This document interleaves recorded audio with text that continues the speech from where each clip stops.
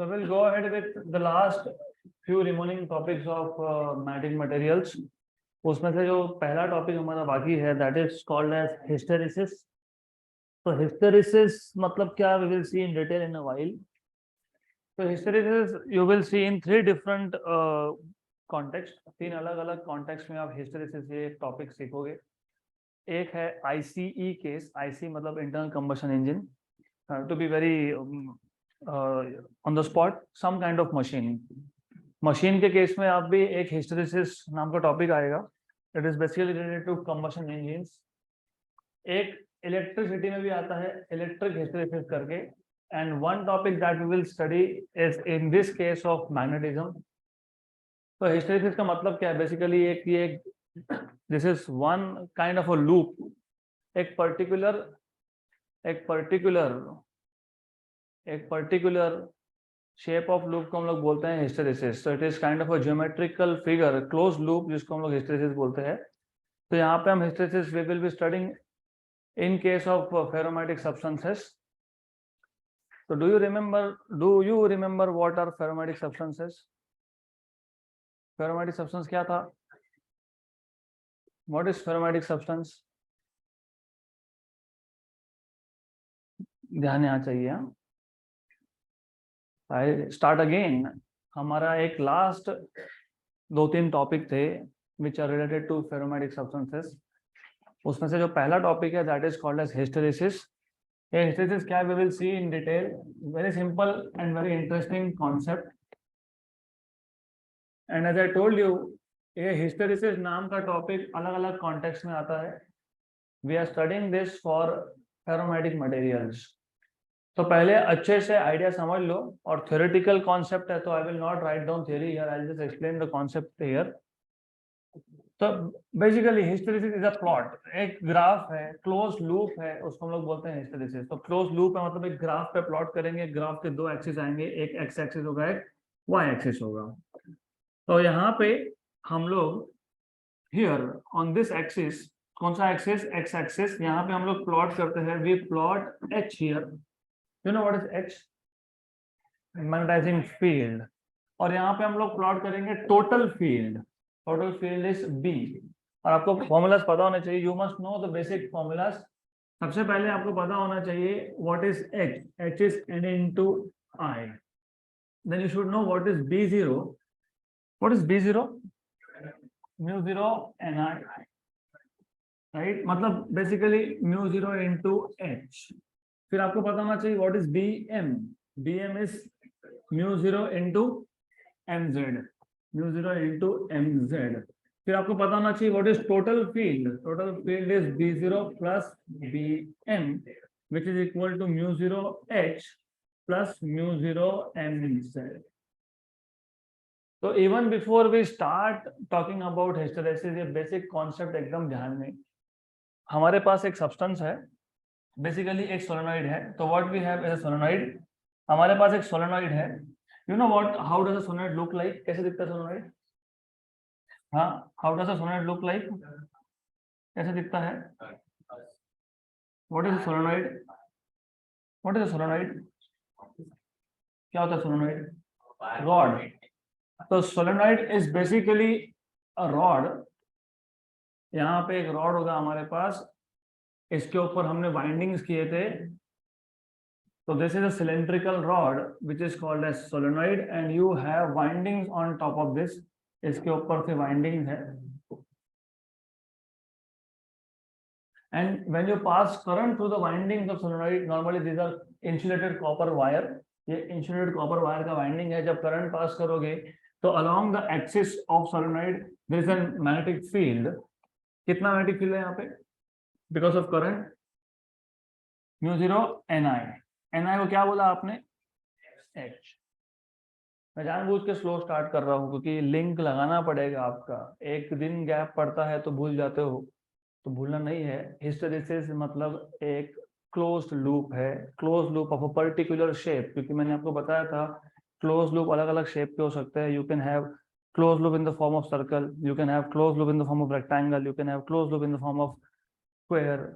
यहाँ पे एक पर्टिकुलर शेप का लूप बनेगा और उस लूप को हम लोग बोलेंगे हिस्टेरेसिस. ये हिस्टेरेसिस कॉन्सेप्ट क्या है पहले वो समझ लो. To understand hysteresis we are talking hysteresis in the context of magnetism, and to be very on the spot we are talking in terms of ferromagnetic substances. हमने एक सोलेनॉइड लिया, सोलेनॉइड के ऊपर एक वाइंडिंग है. अब सोलेनॉइड के अंदर inside solenoid we will keep a rod of iron because iron is ferromatic substance. So we will keep some ferromatic material inside this solenoid. So let us place some ferromatic substance here. तो यहाँ पे हमने एक ferromagnetic substance place कर दिया. Then आपको याद होना चाहिए कि ferromagnetic substance में इंटरनल स्ट्रक्चर क्या था. Do you remember there is domains inside this ferromagnetic substance? Yes. तो इसी फेरोमैग्नेटिक मटेरियल को मैं बाहर दिखा रहा हूं, लेकिन ये फेरोमैग्नेटिक सब्सटेंस कहां था? ये सोलेनॉइड के अंदर था. I am just drawing it outside for the sake of understanding. Right, good. Then आपको ये भी पता होना चाहिए फेरोमैग्नेटिक सब्सटेंस तब तक मैग्नेटिक नहीं है जब तक उसको एक्सटर्नल मैग्नेटिक फील्ड में नहीं रखते हो. क्यों नहीं था वो? बिकॉज ये जो सब्सटेंस है फेरोमैग्नेटिक सब्सटेंस में, इन केस ऑफ फेरोमैग्नेटिक सब्सटेंस, याद है आपको स्ट्रॉन्ग इंटरैक्शन जिसको आप एक्सचेंज कपलिंग बोलते हो between neighbouring dipole moments. Ferromagnetic substance was made up of atoms which has net dipole moment as non zero, और हर एक एटम के पास डाइपोल मोमेंट था. और ये जो नेट डाइपोल मोमेंट है of each atom, it will strongly interact with its neighbour. तो ये स्ट्रॉन्ग इंटरैक्शन को हमने नाम दिया था एक्सचेंज कपलिंग या फिर एक्सचेंज इंटरैक्शन. और एक्सचेंज कपलिंग या एक्सचेंज इंटरैक्शन की वजह से इस मटेरियल के अंदर छोटे छोटे रीजन बनते हैं जिसमें सारे के सारे डाइपोल मोमेंट्स एक ही डायरेक्शन में अलाइंड होते हैं, और स्मॉल रीजन को क्या बोलते हैं आप? डोमेन्स. तो यू विल सी कि inside this you will find small regions, और हर एक रीजन के अंदर due to the strong exchange coupling जितने भी डाइपोल मोमेंट्स है, all of this dipole moments are oriented in the same direction. और जो कॉमन डायरेक्शन था इसको हमने बोला था डोमेन एक्सिस. तो we have called this as domain axis. लेकिन ये अनमैग्नेटाइज्ड है. क्यों अनमैग्नेटाइज्ड है? क्योंकि इसके अगर आप देखोगे डोमेन एक्सिस की बात करोगे तो all the domain axis they are randomly oriented. If you talk about this particular domain, इसका डोमेन एक्सिस का डायरेक्शन अपवर्ड है, इट इज पॉइंटिंग अपवर्ड. इसकी बात करोगे तो it is pointing to the right. इसकी बात करोगे तो इट इज समवेयर डाउनवर्ड्स. इसकी बात करोगे तो it is Poynting again upwards. ये यहाँ पे पॉइंट कर रहा है, सो ऑन सो फोर्थ. तो ये जितने भी डोमेन एक्सिस थे, एक डोमेन के अंदर जितने भी डायपोल मोमेंट्स है वो सब सेम डायरेक्शन में पॉइंट करते हैं, जिसको आप बोलते हो डोमेन एक्सिस. लेकिन ओवरऑल जब सब्सटेंस की बात करोगे, when you talk about overall substance, तो यू विल सी कि ये जो डोमेन एक्सिस है, this domain axis are randomly oriented. अगर ये नहीं समझा तो आगे का कुछ भी नहीं समझ में आएगा. तो just make things pretty clear for yourself. Ferromagnetic substance तब तक नॉन मैग्नेटिक है जब तक आप उसको एक्सटर्नल फील्ड में नहीं रखते. हमने अब तक इसको एक्सटर्नल फील्ड में रखा क्या? नहीं. कैसे पता? हमने करंट नहीं पास किया. मैंने करंट दिखाया यहाँ पे. तो unless you pass a current from the windings of solenoid, जब तक करंट पास नहीं करते तो सोलेनॉइड के अंदर जो रॉड रखा था वो कौन सा सब्सटेंस था? फेरोमैग्नेटिक सब्सटेंस था. फेरोमैग्नेटिक सब्सटेंस में छोटे छोटे डोमेन्स बनते हैं. हर एक डोमेन में जितने भी डाइपोल मोमेंट्स थे they are aligned in a particular direction. तो ओवरऑल सिचुएशन ऐसा है कि डोमेन एक्सिस जो है they are randomly oriented, and randomly oriented vectors का रिजल्टेंट कितना होता है? 0. तो ये अभी तक अनमैग्नेटाइज्ड स्टेट में है. This is in unmagnetized state. अभी तक मैग्नेटाइजेशन हुआ नहीं इसका. जब इसको एक्सटर्नल फील्ड में रखेंगे तब इसका मैग्नेटाइजेशन होगा. यहाँ तक क्लियर? तो basic idea, solenoid, windings on top of solenoid. Inside the solenoid you have a core and मतलब rod basically, and that rod is made up of which substance? Ferromagnetic substance. ये पहले ये चीज याद रखो. अब क्योंकि यहाँ पे दो सब्सटेंस है, दो सब्सटेंस मतलब एक तो वाइंडिंग है और एक खुद फेरोमैग्नेटिक सब्सटेंस है, तो टोटल मैग्नेटिक फील्ड दो जगह से आएगा. एक आएगा ड्यू टू करंट जिसको आप बोलते हो Ni, जिसको आप बोलते हो H, उसका नाम क्या था? Magnetizing field. और दूसरा मैग्नेटिक फील्ड का कंट्रीब्यूशन कहां से आएगा? मटेरियल से. वो मटेरियल से कब आएगा, वो कैसे आएगा, वो बाद में बात करेंगे. राइट, यहां तक क्लियर?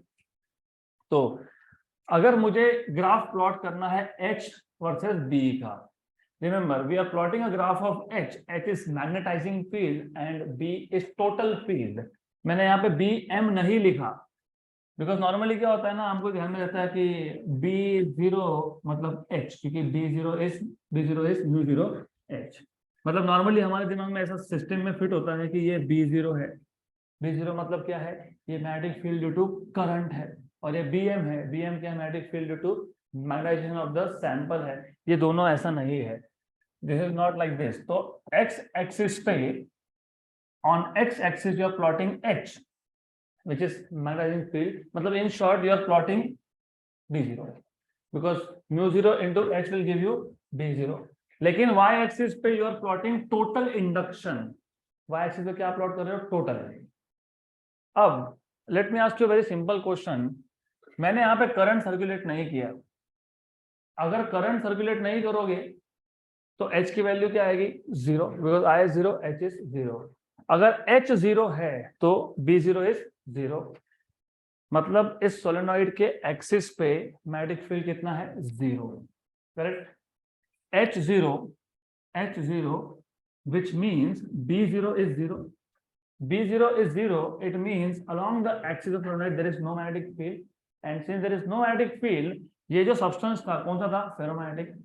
मतलब ferromagnetic substance is yet to be kept in an external magnetic field. Ferromagnetic substance magnetize कब होता है, जब उसको एक्सटर्नल मैग्नेटिक फील्ड में रखते हैं. हमने करंट पास नहीं किया तो फील्ड जनरेट नहीं हुआ. फील्ड जनरेट नहीं हुआ तो फेरोमैग्नेटिक सब्सटेंस एक्सटर्नल फील्ड में नहीं है. फेरोमैग्नेटिक सब्सटेंस एक्सटर्नल फील्ड में नहीं है तो ये कौन से स्टेट में है, अनमैग्नेटाइज्ड स्टेट में. मतलब जब H की वैल्यू 0 है तो हमको मैग्नेटिक फील्ड का कंट्रीब्यूशन, टोटल मैग्नेटिक फील्ड का कंट्रीब्यूशन ना B0 से मिल रहा है ना BM से मिल रहा है, बोथ आर 0. यहाँ तक क्लियर. सो जब तक करंट नहीं पास करोगे B0 is 0, BM is also 0 because ferromagnetic substance is still in unmagnetized state. तो H equal to 0 and total field is also 0. कहाँ पे आएगा ये पॉइंट, एट द ओरिजिन. मतलब ये पॉइंट है यहाँ पे, दिस इज ओरिजिन. करेक्ट. यहाँ तक क्लियर. अब what we do is we start increasing the value of current. Current की वैल्यू इंक्रीज करना मतलब H की वैल्यू इंक्रीज करना. H की वैल्यू इंक्रीज करने का मतलब होता है कि along the axis of solenoid एक फील्ड जनरेट होने लगा. और राइट हैंड थंब रूल याद ही होगा आपको. Remember right hand thumb rule, if the curled fingers represent current then thumb represents magnetic field. तो मैं अगर इस वाइंडिंग में से करंट सर्कुलेट करता हूं, जैसे करंट पास किया तो एक मैग्नेटिक फील्ड जनरेट होगा and that magnetic field will be along the axis. अब ये मत बोलना अपोजिट आएगा, इधर आएगा, वो किधर भी आएगा, left to right, right to left, but it will be along the axis. ये पता होना चाहिए, it will be along the axis. Is this clear, यहां तक क्लियर. अब रिमेंबर, करंट की वैल्यू बढ़ाने का मतलब है H की वैल्यू बढ़ाना. मतलब ये जो पॉइंट है, मैं अगर I बढ़ा रहा हूं तो क्या बढ़ा रहा हूं, H. तो ये पॉइंट कहां शिफ्ट होगा, to the right. With increase in current H will increase, hence this point will start shifting to the right. तो हम धीरे धीरे करंट बढ़ाएंगे, 1 ampere, 2 ampere, 3 ampere, 4 ampere, 5 ampere तक करेंगे. लेकिन करंट बढ़ने के साथ मैग्नेटिक फील्ड बढ़ा, कहां पे, अलोंग द एक्सिस. जैसे ही मैग्नेटिक फील्ड बढ़ा अलोंग द एक्सिस, ये जो फेरोमैग्नेटिक सब्सटेंस था वो किस में आ गया, एक्सटर्नल मैग्नेटिक फील्ड में. जैसे ही वो एक्सटर्नल मैग्नेटिक फील्ड में आएगा, ये जो डायपोल एक्स, ये क्या थे, डोमेन एक्सिस थे. ये जो डोमेन एक्सिस थे, they start interacting with this field. जैसे ये इंटरैक्ट करेंगे तो they start rotating, they start aligning themselves in the direction of field. बराबर, करेक्ट. मतलब H के साथ B0 इंक्रीज हुआ, B0 के साथ BM इंक्रीज हुआ. क्यों BM इंक्रीज हुआ, क्योंकि क्या हो रहा है, सैंपल का magnetisation. Because as you are increasing current, H is increasing and this H will give you B0. B0 is the magnetic field along the axis of solenoid, और along the axis of solenoid आपने एक ferromagnetic substance भी रखा है. तो ferromagnetic substance आ गया external magnetic field में, और एक्सटर्नल मैग्नेटिक फील्ड के साथ डोमेन एक्सिस इंटरैक्ट करता है, और डोमेन एक्सिस क्या करता है, खुद को रोटेट करता है. यहां तक क्लियर. जितना जितना तुम करंट बढ़ाओगे, the more is the current, more is this field. बढ़ते जाएगा. जितना ये फील्ड बढ़ेगा उतने ज्यादा डोमेन एक्सिस क्या होंगे, रोटेट होंगे. मोर is the current, more is the value of B0, more is the value of B0, and you will start seeing कि यहाँ पे ये जो डोमेन एक्सिस थे they start aligning themselves in the direction of external field. और जब ये rotation होता है सारे के सारे डोमेन के अंदर जितने भी डायपोल मोमेंट है सारे के सारे एक साथ रोटेट होते हैं because of strong coupling, right. एक एक नहीं होगा, पूरे के पूरे एक साथ. और जब ऐसा होता है तो डोमेन का बाउंड्री क्या होता है, डिस्ट्रॉय होता है. मतलब this particular stage will bring you to a situation where all the domains are already collapsed, right. मतलब what have you understood, h की वैल्यू बढ़ेगी मतलब ये पॉइंट कहाँ शिफ्ट होगा, टू द राइट. लेकिन h की वैल्यू बढ़ने के साथ b0 बढ़ा, b0 बढ़ने के साथ bm बढ़ा क्योंकि मैग्नेटाइजेशन भी बढ़ रहा है. bm बढ़ेगा तो b0 प्लस bm मतलब टोटल फील्ड भी बढ़ेगा, राइट. तो the behaviour of, remember this, the behavior of total magnetic field as a function of magnetizing field is non-linear. What do you mean by non-linear? Straight line नहीं आएगा. It is not a straight line. तो कैसा आएगा, ये ऐसा आता है. H I बढ़ना मतलब H बढ़ना मतलब पॉइंट का राइट में शिफ्ट होना, H बढ़ना मतलब B0 बढ़ना मतलब BM बढ़ना मतलब टोटल B बढ़ना और पॉइंट का ऊपर शिफ्ट होना. तो जैसे जैसे करंट बढ़ाओगे पॉइंट राइट में और ऊपर शिफ्ट होगा, राइट में और ऊपर शिफ्ट होगा. तो देखो राइट में गया ऊपर गया, राइट में गया ऊपर गया. तो कैसा कर्व मिलता है, लेकिन एक कर्व क्या होता है, नॉन लीनियर होता है. ऐसा क्लियर. एक स्टेज ऐसा आएगा आप करंट को बढ़ाते गए बढ़ाते गए बढ़ाते गए, एक स्टेज ऐसा आया कि जो मैग्नेटिक फील्ड एक्सिस पे जनरेट हुआ इट इज सो स्ट्रॉन्ग कि उसने सारे के सारे डोमेन एक्सिस को अलाइन कर दिया. जब सारे के सारे डोमेन एक्सिस अलाइन हो जाते हैं उसको क्या बोलते हो, सैचुरेशन. Very good. तो यहाँ पे ये एक पॉइंट आएगा a point, some point A which will be called as saturation. तो ये आ गया saturation. This is the point of saturation. तो follow this arrow will basically is important here. तो एरोस डालना भूलना नहीं, right. So with increase in the value of I, the graph is going from O to A. With increase in current, H is increasing. H के साथ B0 बढ़ा, B0 के साथ BM बढ़ा, दोनों बढ़ गए तो B भी इंक्रीज हुआ तो B भी इंक्रीज हुआ. एक से जैसा आया जहां पे सैचुरेशन हो गया तो this curve is O to A. अब अगर आपको याद होगा ये जो मैग्नेटिक सब्सटेंसेस होते हैं फेरो, पैरा या फिर dia, they also exist in gaseous form. Ferromagnetic gaseous form में थोड़ा कम एग्जिस्ट करता है लेकिन आप उसको एज अ गैस ट्रीट कर सकते हो. You can treat this as a gas. मान सकते हो कि थोड़ा गैस का थ्योरी भी अप्लाई कर सकते हैं यहाँ पे. तो अगर गैस का थ्योरी अप्लाई कर सकते हो तो you need to remember one thing, if you can apply theory of gases, अगर आप इसको गैस मानते हो तो इस पे रिवर्सिबल और इरिवर्सिबल प्रोसेस के कॉन्सेप्ट भी एप्लीकेबल है. याद है क्या, reversible and irreversible process, thermodynamics. A process which can be retraced in the opposite direction via the same path is known as reversible process. और उस केस में the system मतलब gas goes through equilibrium states. Now if the process cannot be retraced in the opposite direction via same path, it is called as irreversible process. तो ये जो process हो रहा था जिसमें हम लोग वाइंडिंग से करंट इंक्रीज कर रहे थे, वाइंडिंग से करंट इंक्रीज किया 0 से 1 एम्पियर, 1 से 2 एम्पियर, 2 से 3 एम्पियर, 3 से 4 एम्पियर, ऐसा बढ़ाते गए. करंट के साथ साथ H की वैल्यू बढ़ी मतलब B0 भी बढ़ गया. ये तो रिवर्सिबल है. अगर मैं करंट कम करता हूं तो H की वैल्यू कम होती है, H की वैल्यू कम होती है तो B0 भी वापस से कम होता है. That is okay. लेकिन ये जो फेरो मैग्नेटिक सब्सटेंस के अंदर हुआ वो रिवर्सिबल नहीं है. क्यों? क्योंकि जैसे जैसे करंट बढ़ा फील्ड बढ़ी, फील्ड बढ़ने के साथ ये रोटेट होने लगे, रोटेट होने के साथ साथ इन्होंने डोमेन के बाउंड्रीज को कर दिया डिस्ट्रॉय. तो अब there is no way out. आप करंट जीरो भी कर दो मतलब H को जीरो कर दो, लेकिन अब सैंपल परमानेंटली मैग्नेटाइज हो गया.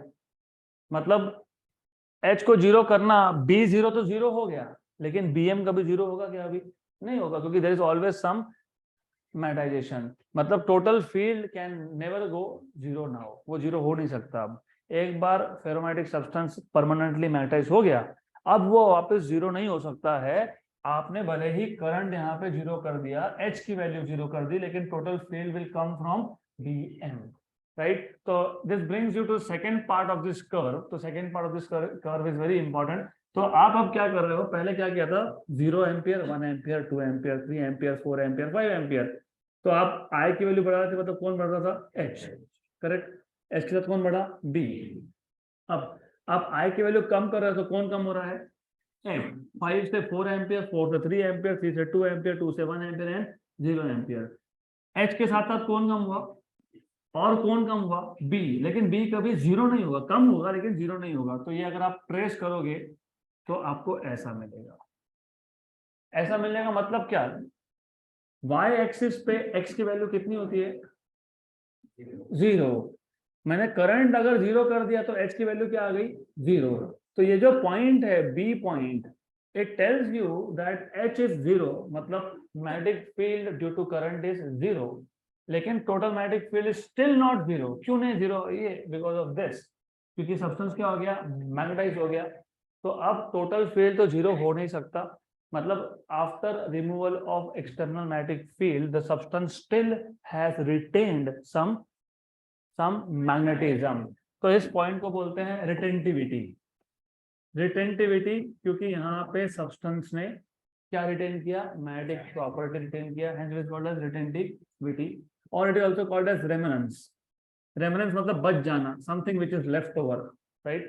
So this B point corresponds to retentivity, मतलब this is the magnetic field coming from the magnetization of the sample। और एरो हेड फॉलो करते रहो, O to A to B। यहाँ तक clear. Look at the variation of current, 0 1 2 3 4 5 5 4 3 2 1 0। पहले positive direction में current increase किया था, अभी हम क्या करेंगे, अब नेगेटिव डायरेक्शन में जाएंगे। अब हम लोग -1 एम्पियर, -2 एम्पियर, -3 एम्पियर और -4 एम्पियर करेंगे। वो कैसे करते हैं, पहले अगर आपने करंट क्लॉकवाइज सर्कुलेट किया था तो अभी एंटी क्लॉकवाइज कर लो, राइट। तो पहले हमने अगर करंट को क्लॉकवाइज सर्कुलेट किया था तो अभी क्या करेंगे, एंटी क्लॉकवाइज।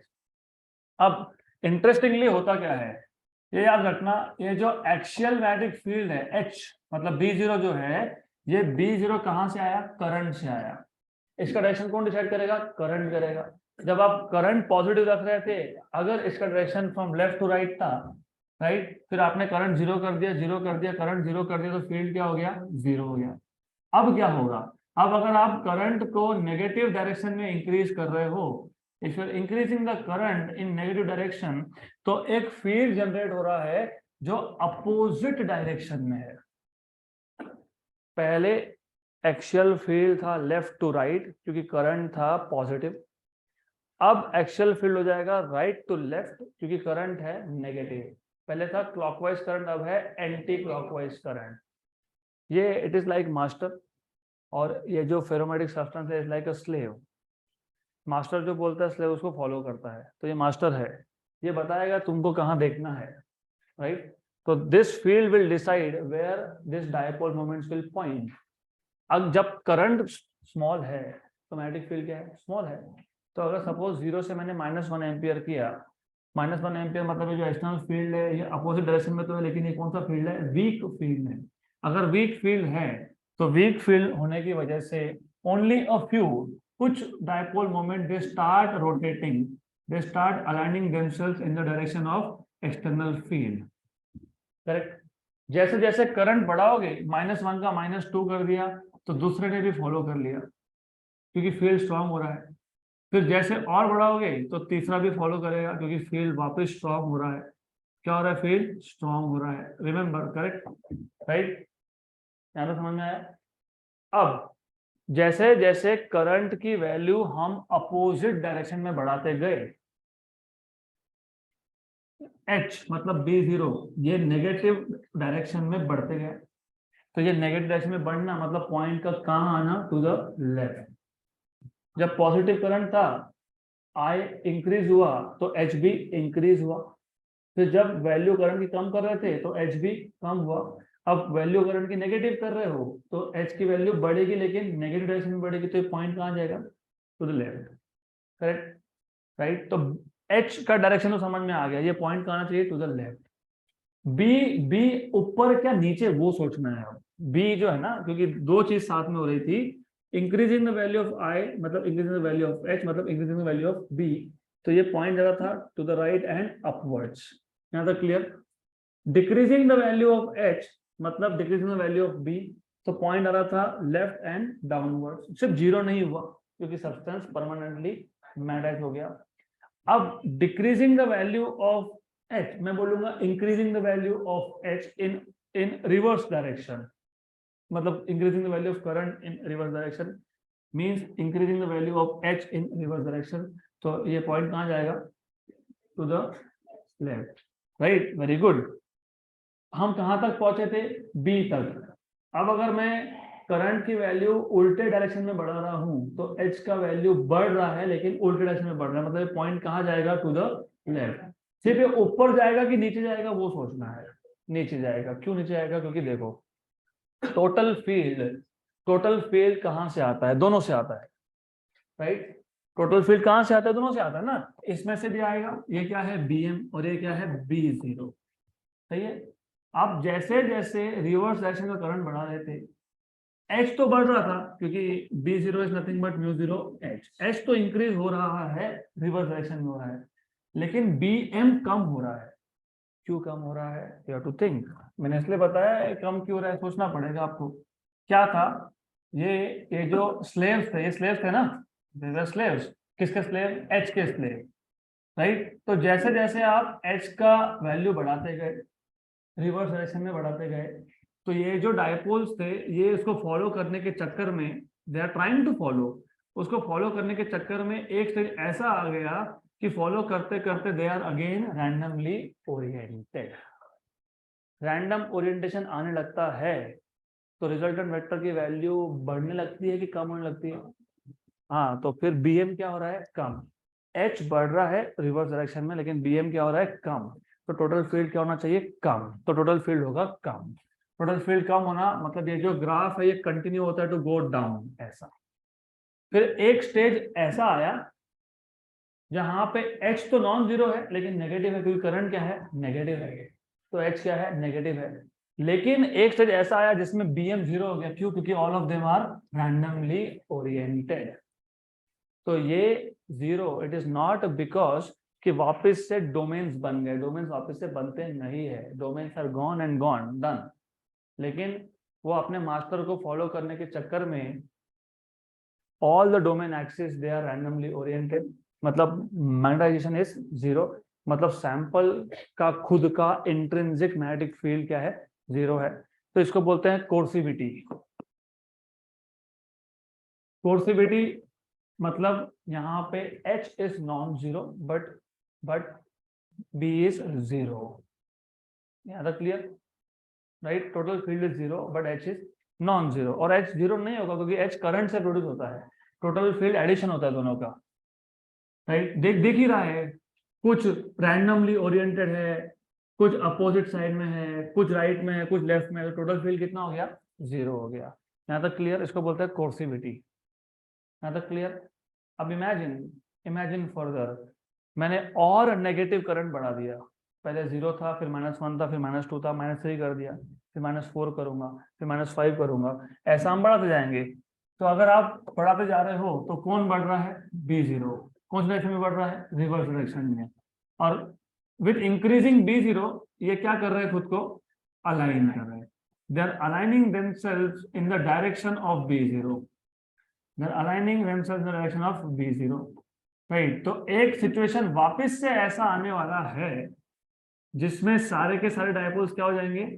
अलाइन हो जाएंगे, राइट। लेकिन कौन से डायरेक्शन में आ जाएंगे? रिवर्स डायरेक्शन में। तो वापस एक बार सैचुरेशन आएगा, तो you will have saturation once again. तो एक बार वापस से सैचुरेशन आने वाला है, you will see that there is saturation once again here. तो वापस से ऐसा करते करते एक बार आ गया सैचुरेशन। इस पार्ट को हम नाम दे देंगे C, इसको बोल देंगे D। तो D क्या है? वापस से सैचुरेशन है, but this time saturation is in opposite direction. Clear? तो लुक एट द पैटर्न। 0 1 2 3 4 5 5 4 3 2 1 0 -1 -2 -3 -5। अब क्या करोगे? प्लस नहीं, मैं सिर्फ एग्जाम्पल के लिए बोल रहा हूँ, नहीं तो बोलो कि 5 एम्पीयर करंट ही लेते हैं, ऐसा कुछ नहीं होता है। Just an example. पहले आपने पॉजिटिव करंट लिया, मतलब you were increasing current in one direction, 0 ampere, 1 ampere, 2 ampere, 3 ampere, 4 ampere, 5 ampere, 6 ampere 7 ampere जितने भी एम्पियर पे सैचुरेशन आ गया रुक गए वहां पे। फिर आपने करंट कम करना स्टार्ट किया, 5 था मैक्सिमम, तो फिर 4, फिर 3, फिर 2, फिर 1, फिर 0। फिर आपने करंट इंक्रीज किया लेकिन रिवर्स डायरेक्शन में किया, और रिवर्स डायरेक्शन में बढ़ाते गए, -1, -2, -3, -4, -5 सैचुरेशन आया। फिर वापस क्या करोगे, -4, -3, -2, -1, 0। करेक्ट। जब आप करंट को कम कर रहे हो तो करंट कम करने के साथ क्या कम कर रहे हो, एच कम कर रहे हो, इसके साथ क्या कम कर रहे हो, B0 कम कर रहे हो। इस सब का अलाइनमेंट क्यों हुआ था, बिकॉज ऑफ B0। B0 कम होगा तो ये क्या करेंगे, ये वापस से घूमने लगेंगे, they will start basically going into random direction again, बराबर, राइट। मतलब वापस से BM क्या होने लगेगा, 0 होने लगेगा, BM 0 होने लगेगा, राइट। Remember this. तो ये ग्राफ वापस ऐसा आने लगेगा। ऊपर रिटेंटिविटी था, what was retentivity, remaining magnetic field of ferromatic substance in the positive direction। वापस से एक स्टेज ऐसा आया, आप करंट कम कर रहे हो, भूलो मत, यू आर डिक्रीजिंग करंट कम करते गए करते गए करते गए करते गए, एक स्टेज ऐसा आया करंट इज 0। करंट 0 मतलब ये हो गया 0। अब ये जब हो गया 0 तो अभी भी कुछ dipole moment they are aligned in opposite direction. बाकी तो रैंडम हो गए, ये तो कैंसिल हो गया रैंडम होके, लेकिन सब्सटेंस के अंदर कुछ डायपोल मोमेंट अभी भी ऐसे है, those were perfectly aligned but in the opposite direction. H0 मतलब कौन 0, B0 0, तो बचा कौन, लेकिन BM का रिजल्टेंट नेगेटिव है ना, अपोजिट डायरेक्शन है ना, तो टोटल फील्ड क्या आएगा, नेगेटिव आएगा। कहाँ आएगा, अपोजिट आएगा, तो टोटल फील्ड आया क्या, नेगेटिव। तो this is again retentivity but in opposite direction. इसको नाम देंगे हम लोग, ये D हो गया, इसको बोलेंगे E। यहाँ तक क्लियर, इज इज क्लियर। अब वापस से करंट 0 हो गया, H0 हो गया, अब वापस पॉजिटिव करंट करो, 0, 1, 2, 3, 4, 5। जैसे जैसे करंट बढ़ाओगे वापस से फील्ड बढ़ने लगेगा अगेन इन पॉजिटिव डायरेक्शन। जैसे जैसे फील्ड बढ़ेगा इन पॉजिटिव डायरेक्शन, वापस से डायपोल मोमेंट क्या करेंगे, खुद को अलाइन करने लगेंगे इन द डायरेक्शन ऑफ फील्ड, अपने मास्टर को फॉलो करेंगे, राइट। तो they will start orienting again in the direction of the field. तो ऐसा वापस से करते करते करते करते जितना ज्यादा करंट होगा उतना ज्यादा क्या होगा, H, जितना ज्यादा H होगा उतना क्या होगा, B0, जितना ज्यादा B0 होगा उतना क्या होगा। तो एक स्टेज क्या आएगा वापस से, saturation. So again you will see it is increasing and reaching saturation। तो ये गया E से यहाँ पे आया F पॉइंट, वापस से आ गया A पे, करेक्ट। तो ये जो लूप बनता है इसको हम लोग बोलते हैं hysteresis. So this is hysteresis for the case of ferromagnetic substance. यहाँ तक क्लियर। तो स्टार्टिंग पॉइंट याद रखना, मैं एक बार रिपीट कर देता हूँ, पर this time not with so many diagrams, I will just keep it very basic concept. हमारे पास एक सोलेनॉइड है, we have a solenoid, remember this, we have a solenoid. Now ये जो सोलेनॉइड है, इस सोलेनॉइड के ऊपर वाइंडिंग है, this windings are normally copper windings. तो ये कॉपर के वाइंडिंग्स है। जब तक इस सोलेनॉइड में करंट नहीं है, अगर करंट नहीं है तो सेंटर पे मैग्नेटिक फील्ड नहीं है। सेंटर पे मैग्नेटिक फील्ड नहीं है मतलब ये फेरोमैग्नेटिक सब्सटेंस जो है ये एक्स्ट्रामैग्नेटिक फील्ड में नहीं है, और अगर ये एक्स्ट्रामैग्नेटिक फील्ड में नहीं है तो इसके डोमेन एक्सिस रैंडमली ओरिएंटेड है। डोमेन एक्सिस रैंडमली ओरिएंटेड है मतलब मैग्नेटाइजेशन 0 है। मैग्नेटाइजेशन 0 है तो मैग्नेटिक फील्ड 0 है, और करंट का तो वैसे भी 0 था, तो दोनों क्या है, 0 है। तो ये दोनों 0 है, तो ये पॉइंट कहाँ है, ओरिजिन पे है। ये यहाँ पे क्या प्लॉट कर रहे थे आप, H, यहाँ क्या प्लॉट कर रहे थे आप, B। तो दोनों 0 है। अब जैसे ही मैंने यहाँ से करंट पास करना स्टार्ट किया, जैसे ही करंट पास होगा, करंट पास होने के साथ साथ एक मैग्नेटिक फील्ड इंटेंसिटी मतलब H यहाँ पे जनरेट होने लगेगा अलोंग द एक्सिस। क्योंकि यहाँ पे H along the axis produce हो रहा है, इसका मतलब ferromagnetic substance is now in an external magnetic field. and external magnetic field क्या करता है, ये सारे के सारे डोमेन एक्सिस को रोटेट करने का काम करता है। डोमेन एक्सिस रोटेट होने का मतलब ये होता है कि जो सैंपल था अब तक अनमैग्नेटाइज था, अब क्या हो रहा है, मैग्नेटाइज हो रहा है। अब मैग्नेटाइज होने का मतलब ये है कि B0 तो बढ़ ही रहा है क्योंकि करंट बढ़ रहा है, लेकिन साथ साथ में Bm भी बढ़ रहा है, मतलब दोनों ही इंक्रीज हो रहे हैं, दोनों इंक्रीज होगा, टोटल फील्ड भी क्या होगा, इंक्रीज होगा। टोटल फील्ड का इंक्रीज होना मतलब you will get such a graph, non linear graph. तो ये आप आ गए O से लेके A तक। A पॉइंट पे हुआ क्या, A पॉइंट पे ऐसा हुआ कि जो H था वो इतना स्ट्रांग है कि उसने सारे के सारे डायपोल मोमेंट को कर दिया अलाइन, मतलब आ गया सैचुरेशन, राइट। मतलब आप करंट 0 से मैक्सिमम करंट तक गए, अब आप करंट को वापस से क्या ला रहे हो, 0 पे। H की वैल्यू भी क्या होगी, कम, क्योंकि करंट की वैल्यू कम होना मतलब इसकी वैल्यू भी क्या होना, कम होते जाना, राइट। लेकिन वो सब्सटेंस था फेरोमैग्नेटिक, अगर आपने I की वैल्यू 0 कर दी, H 0 हो भी गया, तो सब्सटेंस रिमेन्स मैग्नेटाइज्ड। मैं ये नहीं बोल रहा हूँ कि कंप्लीटली मैग्नेटाइज रहेगा, लेकिन देयर विल बी मैग्नेटाइजेशन। मतलब इवन दो H इज 0, मतलब B0 इज 0, लेकिन Bm is not 0, and since Bm is not 0, total field is also not 0। Total field 0 नहीं होने की वजह से करंट तो तुमने कम कर दिया, करंट कम करते गए करते गए करते गए, करंट तो 0 हो गया, H 0 हो गया, लेकिन टोटल फील्ड 0 हुआ क्या, नहीं हुआ। तो सब्सटेंस ने कुछ मैग्नेटिज्म रिटेन कर लिया, इसलिए इस पॉइंट को क्या बोला था हमने, रिटेंटिविटी या फिर रेमनेंस, बचा पूछा, लेफ्ट ओवर, इसको बोलते हैं रेमनेंस, राइट। तो this is left over value of magnetism of the rod of ferromagnetic substance. फिर ये करंट 0 हो गया वापस से, अब करंट क्या करोगे, नेगेटिव साइड में इंक्रीज करोगे। करंट को नेगेटिव साइड में इंक्रीज करना, -1 -2 -3 ऐसा बढ़ाना, इसका मतलब ये जो सेंटर पे एक्सिस पे जो फील्ड जनरेट हो रहा था, अब ये फील्ड हो जाएगा अपोजिट डायरेक्शन में। अब ये फील्ड अपोजिट डायरेक्शन में जनरेट होने लगा।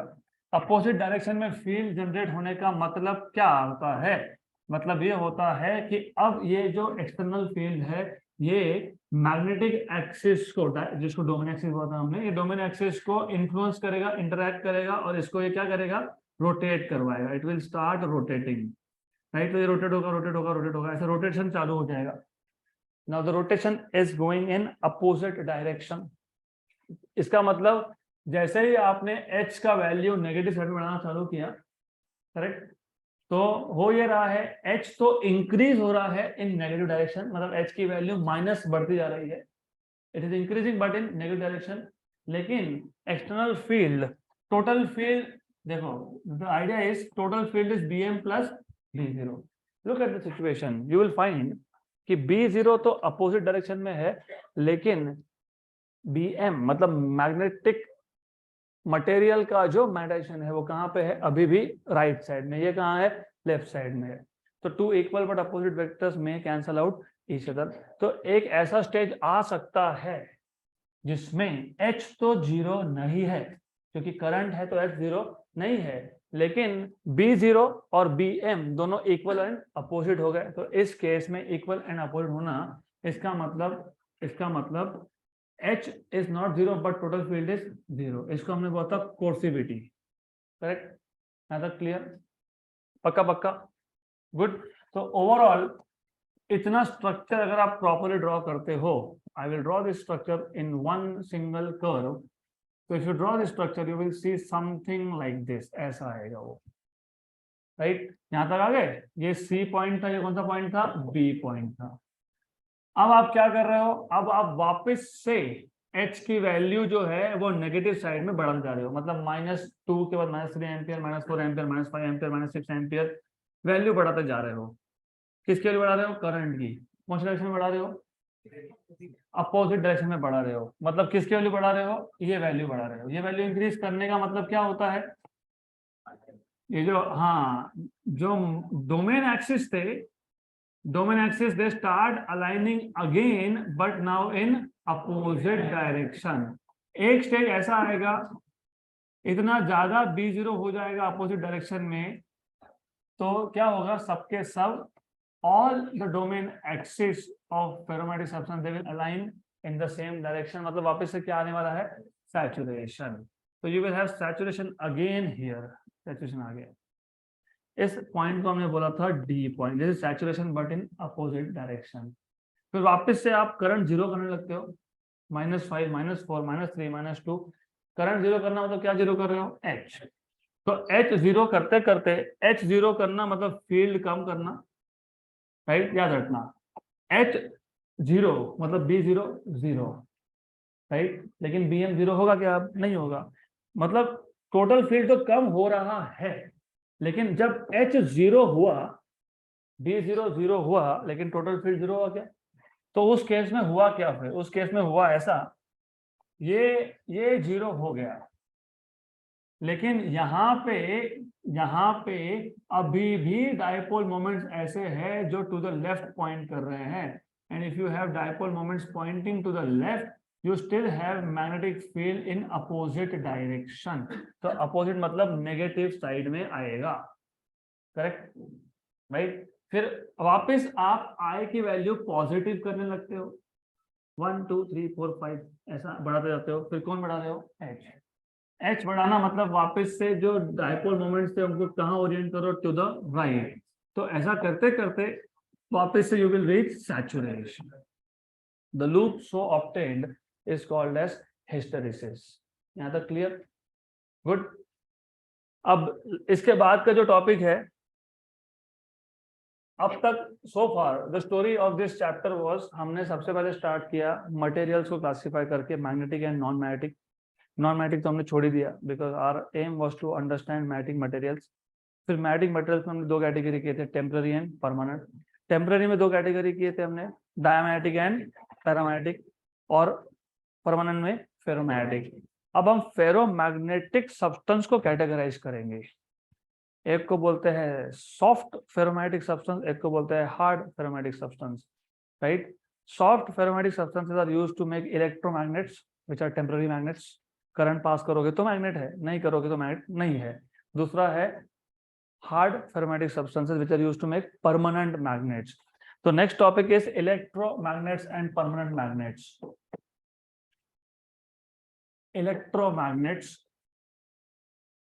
एंड परमानेंट मैग्नेट्स अच्छे से समझ लो, बहुत इजी है. It is extremely simple, interesting and simple, remember. तो इलेक्ट्रोमैग्नेट एंड परमानेंट मैग्नेट, इस चैप्टर में we are classifying, we are categorizing which substance, ferromagnetic substance. Brain mapping करते रहो, ट्री डायग्राम दिमाग में ड्रॉ होना चाहिए. जितना आप ब्रेन मैपिंग करोगे उतना ज्यादा याद रहता है. मैंने इसलिए पहले बोला, मैग्नेटिक मटेरियल चैप्टर का नाम था, हमको मटेरियल्स का स्टडी करना है. Materials are of two type, magnetic and non magnetic. Throw away non magnetic because we are concentrating only on magnetic. Now again two branches, temporary and permanent. Temporary, dia and para. तो dia para वो सब property हमने देख लिया, अभी नहीं discuss करूंगा मैं. And then you have permanent, and permanent में एक ही कैटेगरी फेरो. अब फेरो में दो टाइप्स है. फेरो में there are two types of substances. One is soft ferromagnetic and other is hard ferromagnetic.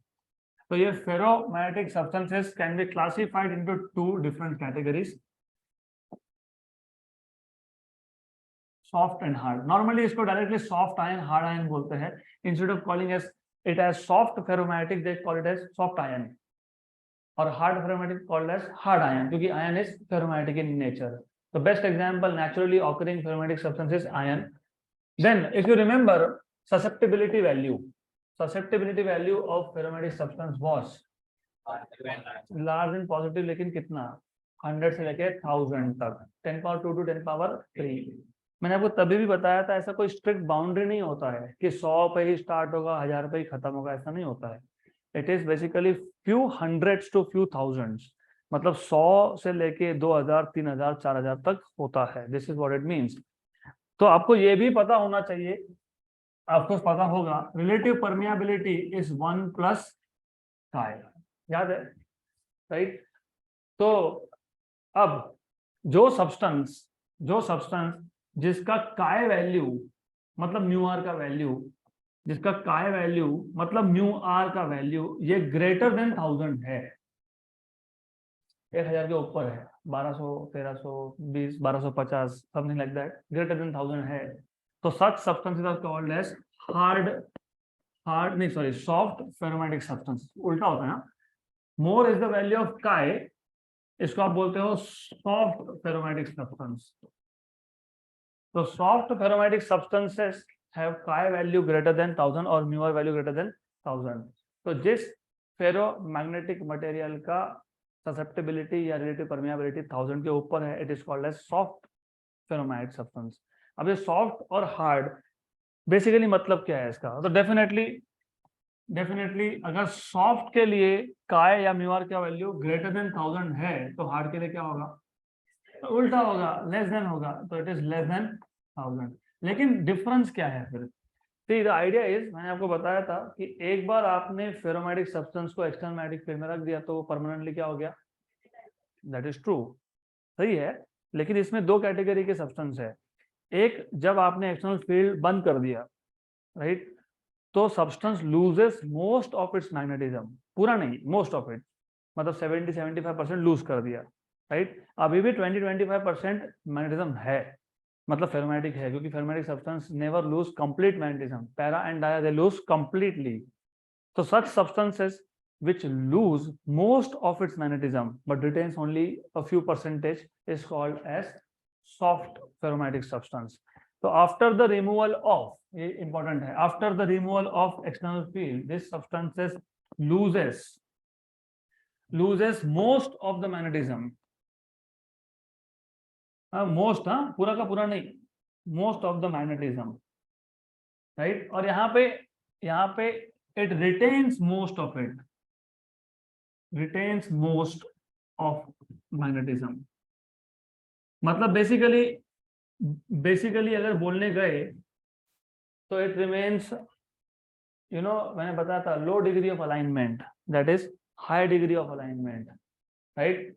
It is weakly magnetize, that is strongly magnetize, in short that is the idea, right. तो इसका मतलब ये substance, soft ferromagnetic substance, कहाँ use करोगे? Electromagnet बनाने के लिए, क्योंकि इलेक्ट्रोमैग्नेट नाम में ही है, इलेक्ट्रो मतलब जब आप करंट पास करोगे तब वो मैग्नेटिक होना चाहिए। तो रिमेंबर पोल पीसेस से वर्ड यूज किया था हमने, इलेक्ट्रोमैग्नेट में नॉर्थ पोल था, साउथ पोल था, उसके ऊपर क्या था? वाइंडिंग था। एक में करंट क्लॉकवाइज, जिसमें करंट क्लॉकवाइज वो था साउथ पोल, एक में करंट एंटी क्लॉकवाइज, जिसमें एंटी क्लॉकवाइज था, वो था नॉर्थ पोल। जैसे ही आपने करंट बंद किया, दोनों पोल पीसेस के बीच में मैग्नेटिक फील्ड हो गया जीरो, राइट, करेक्ट है, बहुत कम है, it's not completely zero, there is still some remaining magnetic field but it is very less, right. तो सॉफ्ट ferromatic substance, मतलब soft iron, is used to make electromagnets, so that if you turn off the current, the magnetic field also vanishes। यहाँ तक clear? Use कहाँ होता है? Loud speaker. किसी भी speaker में पता है आपको मैग्नेट होता है, स्पीकर काम नहीं करता तो बोलते हैं मैग्नेट गया उसका। तो लाउड स्पीकर बोल रहा हूँ मैं स्मॉल स्पीकर की बात नहीं कर रहा हूँ। लाउड स्पीकर बड़ा साइज का, ये वाला जो बड़ा है, दैट हैज इलेक्ट्रोमैग्नेट, इसलिए तो सप्लाई देना पड़ा ना, बिना करंट के क्यों नहीं चला वो? That is the reason. If you don't pass current, electromagnet will not work because it is electromagnet। Electricity pass होगा तो वो मैग्नेट बनेगा, नहीं तो वो मैग्नेट नहीं बनेगा। छोटे छोटे स्पीकर जो होते हैं, they really do not, they do not have this electromagnets। और एक एग्जांपल, गाड़ी का हॉर्न, गाड़ी की बैटरी गई, हॉर्न बजता है क्या? नहीं ना, लेकिन छोटा एक्स्ट्रा मैग्नेट होता है, जब आप थोड़ा सा एक्सीलरेट करते हो, फिर विदाउट बैटरी भी इट बेसिकली ब्लोस, राइट। तो ठीक है, that is another part. Another example, bell, घर में बेल होता है, यू प्रेस द बटन, मतलब the circuit is closed, open नहीं, क्लोज सर्किट होने के बाद करंट होगा पास, करंट पास होगा तो बेल बजेगा, because then current passes through the electromagnet and it generates magnetic field and it works. और कहाँ यूज होता है? वेरी इंपॉर्टेंट यूज, ये कहाँ यूज होता है? और अभी यहाँ तो नहीं बोल सकता मैं, अपने यहाँ सब कुछ चलता है, रूल्स छोड़ के हर चीज चलती है इधर। तो but in some country it is very strict.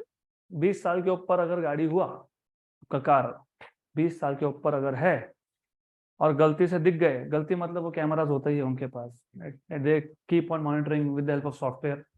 Toll cross किया, तुम्हारा गाड़ी का नंबर आया, उनको पता लग गया कि गाड़ी को 20 साल के ऊपर हो गए फिर भी चल रही है गाड़ी रोड पे, वो लोकेट करते हैं, बड़ा सा क्रेन लाते हैं। अभी गाड़ी गाड़ी तो 2-3 टन का तो होगा ना, 2-3 हजार किलो का तो होगा ही। तो वो किससे बनता है? मेटल से। वो बड़ा सा क्रेन होता है। मैकेनिकल क्रेन लाओगे तो डीजल बहुत ज्यादा यूज होगा। तो वो क्या करते हैं, बड़े से क्रेन में इलेक्ट्रोमैग्नेट होता है, they pass current, it becomes a very strong magnet.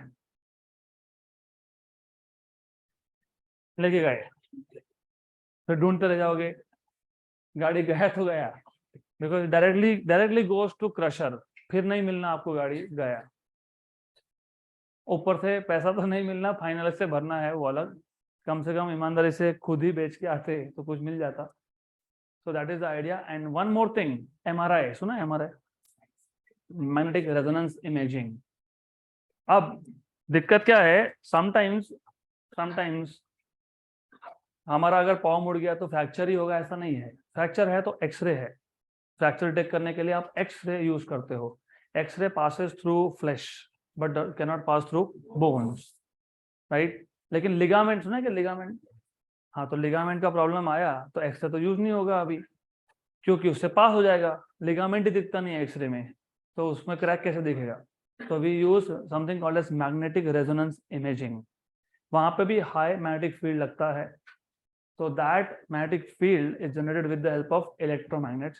And remember, याद रखना, you are going to be future doctors में भी।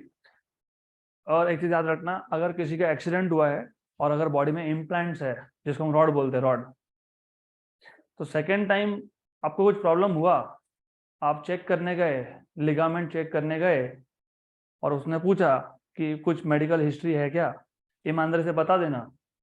हम लोग इंश्योरेंस बचाने के चक्कर में झूठ बोलते हैं बहुत। वो क्यों पूछते हैं? क्योंकि अगर आपके बॉडी के अंदर इम्प्लांट्स है और अगर आप एमआरआई मशीन के अंदर गए और अगर वो मैग्नेटिक फील्ड बहुत हाई हुआ, तो नो गारंटी कि जिंदा भी रहोगे कि नहीं, यू कैन नॉट से। तो that is why you have to declare everything कि आपके बॉडी में कुछ एक्सटर्नल इम्प्लांट्स है कि नहीं, वो बताना पड़ता है वहां पे। तो एमआरआई में भी ये इलेक्ट्रोमैग्नेट यूज होते हैं। What about hard ferromagnetic materials? Permanent magnets, right? These are permanent magnets. इसका ज्यादा यूज है नहीं। We do not use this to at very, I mean sophisticated devices में यूज होता नहीं है। होता है ये क्यों? क्योंकि हमको कंटिन्यूअसली मैग्नेटिक फील्ड चाहिए नहीं, हमको जब चाहिए तब करंट पास कर देंगे। Number 2, it has a range of values of magnetic field, very small to very large. Loudspeaker में कितना ही होगा, कितना होगा? 10⁻⁻2 -3 टेस्ला होगा, वेरी स्मॉल। और एमआरआई में कितना होगा? Very large. तो depending on the current you can generate very large fields. Hard ferromagnetic substances, they are basically used to make permanent magnets. So topic का नाम इसलिए था electromagnets. They are made using soft ferromagnetic substances, and permanent they are made using hard ferromagnetic substances. यहाँ तक clear? अब एक जो last topic है, that is called as magnetic shielding. Now what does this magnetic shielding means? बिल्कुल गड़बड़ नहीं, absolutely no disturbance. Shielding, what do you mean by shielding? To protect something is called as shielding. अब spaceship में या फिर जो भी robo हम लोग भेजते हैं, रोवर भेज दिया मार्स पे, मून पे भेज दिया, वो डेटा एनालिसिस करके फोटो भेजेगा, ये बताएगा, वो बताएगा, सब कुछ बताएगा। लेकिन उसमें जो मशीन जो है, अगर वो एक्सटर्नल मैग्नेटिक फील्ड के साथ रिएक्ट होता है, मतलब इंटरैक्ट करता है, केमिकल रिएक्शन नहीं है, इंटरैक्शन है यहाँ पे, तो इज अ चांस कि वो मशीन खराब हो जाएगा। सो दैट पर्टिकुलर कंपोनेंट और part is suppose to be protected from external magnetic field. तो एक्सटर्नल मैग्नेटिक फील्ड से प्रोटेक्ट कैसे करेंगे उसको? तो फेरोमैग्नेटिक सब्सटेंस अगर आपको डिटेल में पता है तो remember once I told you, मैंने आपको बताया था कि ये सब्सटेंस ऐसा है कि even in weak magnetic field it becomes strongly magnetised.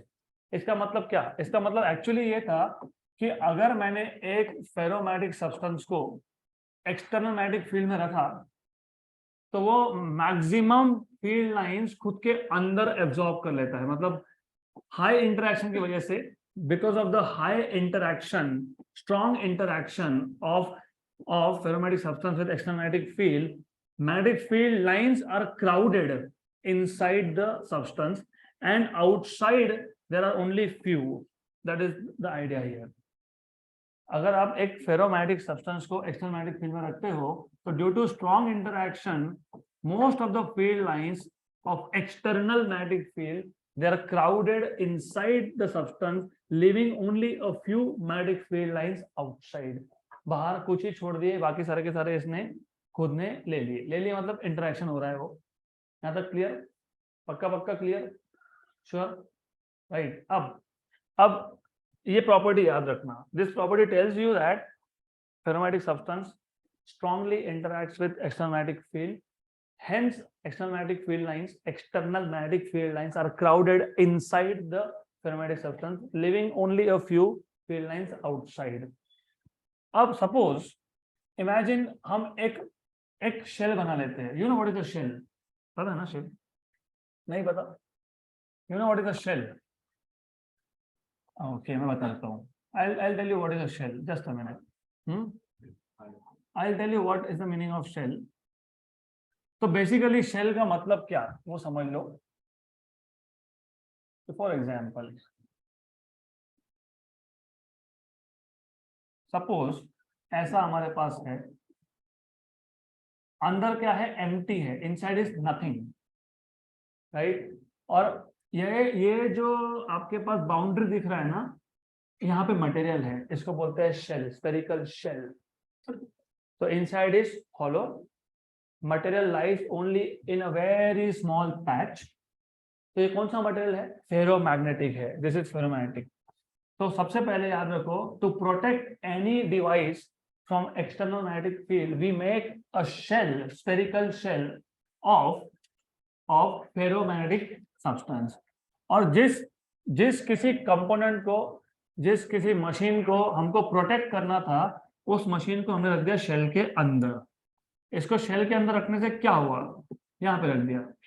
अब इससे क्या होगा? इससे ऐसा होगा, look at this property. External magnetic field के field lines they get crowded. कहाँ पे क्राउडेड होगा? In the shell, right. क्यों ऐसा? क्योंकि मैंने अभी भी बोला, maximum field lines they get crowded in ferromagnetic substance, living outside almost nothing. तो जैसे ही मैग्नेटिक फील्ड आया, फेरोमैग्नेटिक सब्सटेंस और एक्सटर्नल फील्ड लाइन के इंटरेक्शन की वजह से इन फील्ड लाइंस का क्राउडिंग हो गया. कहाँ पे क्राउडिंग हो गया? शेल में. शेल मतलब जहाँ पे फेरोमैग्नेटिक सब्सटेंस है. तो उसके अंदर फील्ड लाइन जाएगा क्या? नहीं जाएगा. तो वो एक्सटर्नल मैग्नेटिक फील्ड से क्या होगा? प्रोटेक्ट होगा. इसको क्या बोलते हो? Shielding. And this is called as magnetic shielding, because you are basically protecting the device from external magnetic field. So you need to remember, ऐसा कुछ डायग्राम है वहां पे. I am not drawing diagram up to the scale, तो अभी समझ लेना. We are not into drawing classes, तो of course you should understand. ऐसा कुछ दिखाया होगा वहां पे, राइट. क्लियर? सिमिलरली हमारा भी शील्डिंग कोई तो कर रहा है. पता है कौन कर रहा है? नहीं, अर्थ का मैग्नेटिक फील्ड. मैंने आपको बताया था, अर्थ का magnetic field basically interacts with the hot material that is thrown by the sun. और अगर गलती से वो अर्थ के डायरेक्शन में आ गया, तो that hot plasma is charged particle, and charged particle interacts with Earth's magnetic field, and Earth का magnetic field diverts that hot plasma, and that hot plasma is not able to enter Earth's atmosphere. अगर आता तो atmosphere जाता, और वो जाता तो फिर सब कुछ जाता तो फिर तुम पढ़ते भी नहीं. Done. So that is the end of this chapter.